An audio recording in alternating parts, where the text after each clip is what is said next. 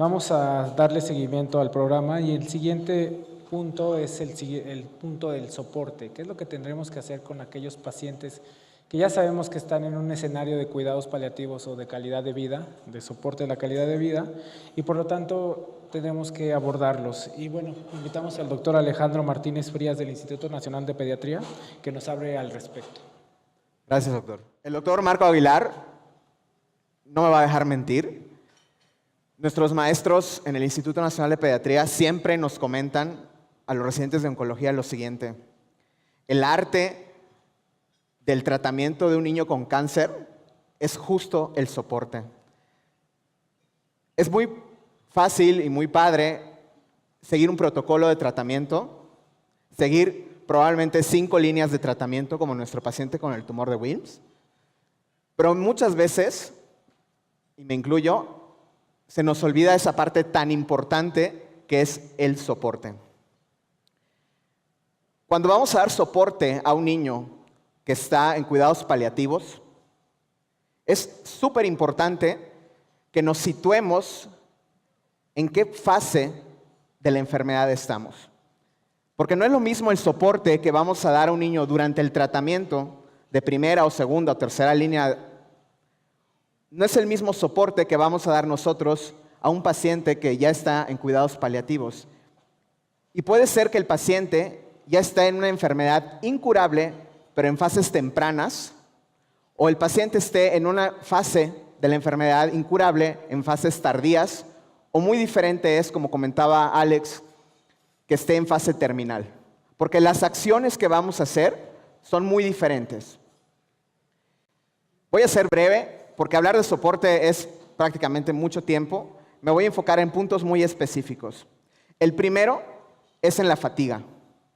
Se hizo una revisión hace algunos años en donde evaluaron a niños y adolescentes con cáncer y vieron que más del 90% esos niños presentaban fatiga. ¿Cuál sería la causa de la fatiga? Todos nosotros vemos a niños con cáncer que están probablemente ya en cuidados paliativos, pero no nos preguntamos por qué están fatigados. Y la razón es la siguiente: son niños que están cansados de las múltiples hospitalizaciones, son niños que están, valga la redundancia, fatigados por la propia enfermedad, son niños que ya están cansados porque están infectados, porque están con múltiples esquemas de tratamiento antibiótico, son niños que probablemente tienen trombocitopenia, anemia, y obviamente esa condición clínica les consigna fatiga. ¿Cuál es la conducta a seguir para un niño que detectamos que está fatigado? Es dar tratamiento justamente a esa causa, no hay más. Otro punto importante en el manejo o en el soporte de un niño con cáncer en cuidados paliativos es el dolor. Obviamente sabemos que existen múltiples causas de dolor: el dolor por la propia enfermedad, el dolor de los piquetes, el dolor posquirúrgico, como este paciente probablemente, ¿no? Que cada vez lo abrían y le tomaban y le sacaban, le quitaban el tumor y manejaban el dolor, ¿no? Hace algunos años habían 3 escalones para el manejo del dolor. La Organización Mundial de la Salud, en un acuerdo que hace para el manejo del dolor en pacientes crónicos con cáncer, comenta que únicamente son 2 escalones los que tenemos que seguir. El primer escalón es para pacientes que tienen dolor, poco dolor o moderado dolor. Y la piedra angular del tratamiento es el paracetamol. Se van a reír muchos y van a decir: los médicos solo dan paracetamol, como esos memes que salen. Pero es la verdad, el paracetamol es un excelente analgésico y con el paracetamol podemos llevar muchos coadyuvantes. Gabapentina, algunos ansiolíticos en algunas ocasiones, pero paracetamol, AINES. Si el paciente no tolera el dolor, es súper importante que nos vayamos al segundo escalón. Hay una premisa de cualquier médico, y más en los pediatras y más en los oncólogos pediatras, que un paciente con cáncer nunca debe tener dolor. ¿Por qué? Porque si ya tiene una enfermedad que es bastante devastadora, lo que menos podemos hacer es evitarle a uno de nuestros pacientes dolor. Entonces, el segundo escalón son los opiáceos. Morfina, buprenorfina. No le tengamos miedo al uso de morfina. Y les voy a poner un ejemplo claro que pasó hace 2 días en el hospital. Un paciente con muchísimo dolor, con un rhabdomiosarcoma. El niño gritaba del dolor.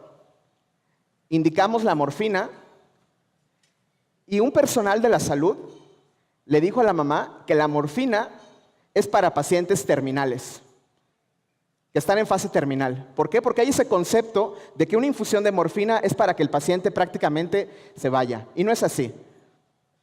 Los opiáceos son súper importantes y son el segundo escalón y no hay más. Entonces, si nuestro paciente tiene mucho dolor, no le tengamos miedo, a la utilización de los opiáceos.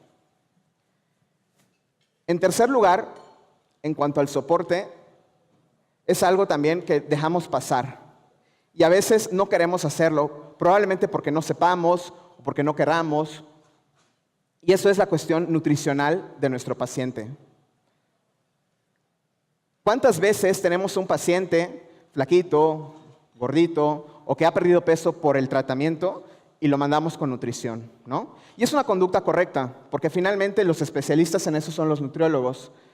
Sin embargo, en algunas ocasiones, estos mismos internamientos de estos pacientes que están en cuidados paliativos hacen que nosotros nos tengamos que preocupar por la nutrición. ¿Y qué vamos a hacer con un niño que ya está en una fase avanzada de la enfermedad? ¿Le vamos a poner nutrición parenteral?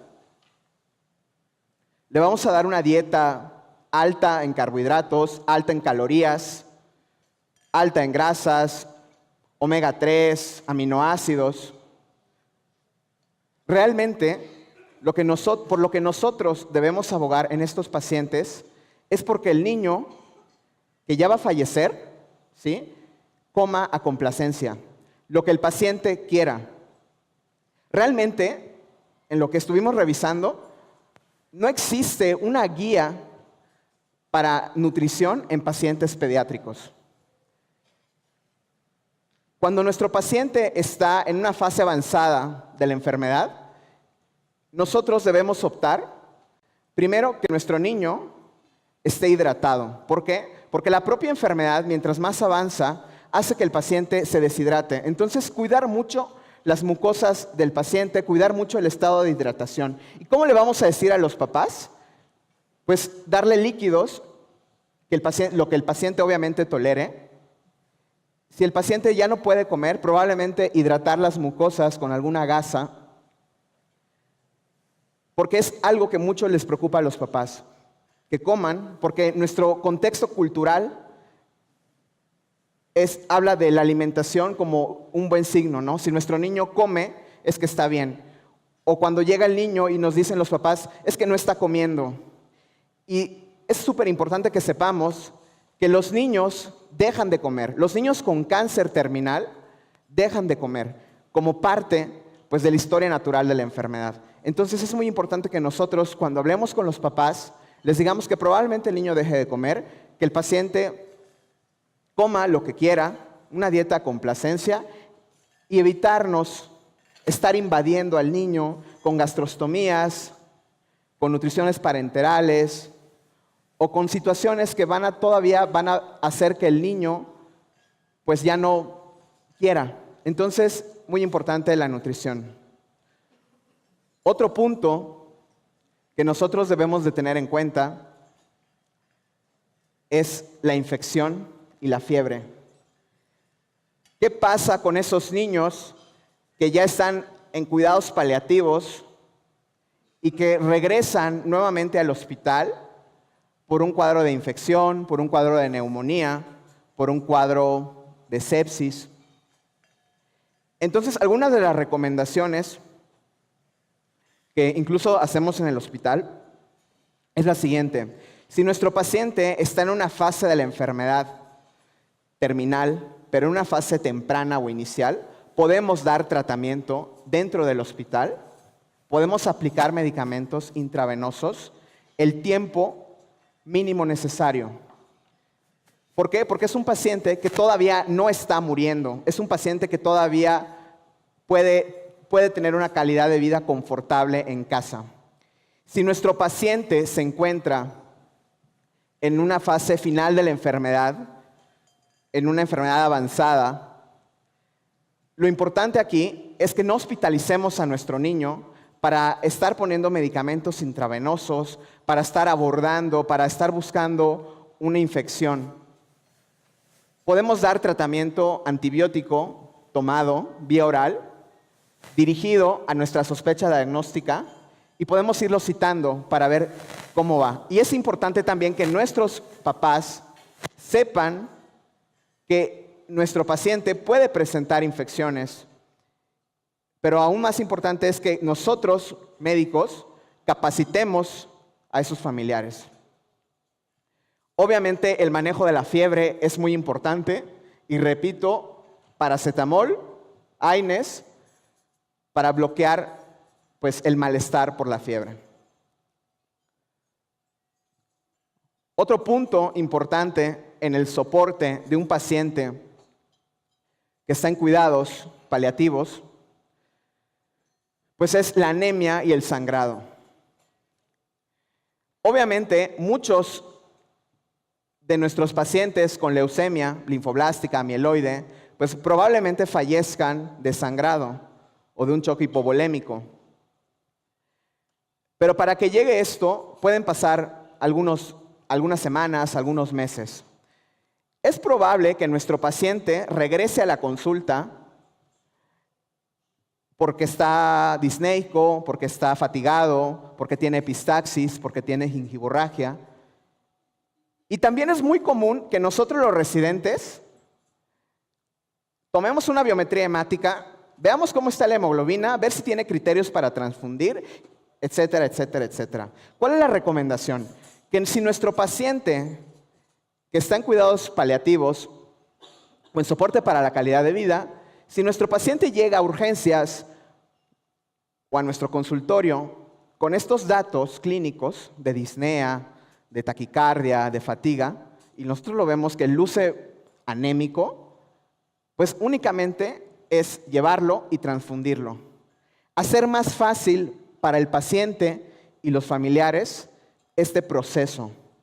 Porque muchas veces hay que ingresarlos y hay que tomar el piloto, hay que tomar la VH, esperar el resultado, ver cuánto salieron las plaquetas, etc. Entonces es súper importante que facilitemos las transfusiones en los niños. Si sangra, importante, no darles pañuelos blancos, ¿sí?, a los familiares, dar pañuelos color oscuro, porque esto disminuye el estrés que pueden presentar los familiares. Obviamente, hablar de soporte en los niños que están en cuidados paliativos, pues nos puede llevar muchísimo tiempo. Aquí lo importante, yo creo, es que nosotros, como médicos oncólogos, como médicos residentes, sepamos que si nuestro paciente va a fallecer, pues es importante que nosotros demos todas las medidas de confort y situarnos en la fase de la enfermedad en la que está el paciente. Situarnos en el entorno y en el contexto en el que está el paciente que probablemente vaya a fallecer. Yo creo que si el niño con tumor de Wilks que presentó Alex hubiera llegado a mi hospital, probablemente también nosotros hubiéramos ofrecido una quinta línea de tratamiento. ¿Por qué? Porque no existe o no conozco ningún oncólogo pediatra que no quiera curar a un niño. Es como que nuestra premisa. Pero creo que también es importante que como oncólogos, como residentes, sepamos que nuestro objetivo, sí es cierto, es curar, pero más aún es dar un buen soporte durante el tratamiento y al final de la enfermedad, si es que no logramos curar. ¿Por qué? Porque la enfermedad avanza, el niño puede ser que fallezca, y a veces los niños se pueden sentir incluso abandonados por nosotros. ¿Por qué? Porque nosotros dejamos de dar tratamiento curativo, lo mandamos a paliativos y el niño se puede sentir también fracasado. Y no es así. Nosotros, como oncólogos pediatras, debemos insistir tanto en el tratamiento curativo, que obviamente para eso estamos aquí y para eso estamos estudiando, pero también para dar un soporte durante el tratamiento y sobre todo al final de la vida. ¿Para qué? Para que así como nuestro niño que presentamos en el caso clínico pueda morir en casa, pueda morir tranquilo y pueda morir en paz. Yo creo que esa es nuestra meta como oncólogos pediatras. Muchas gracias.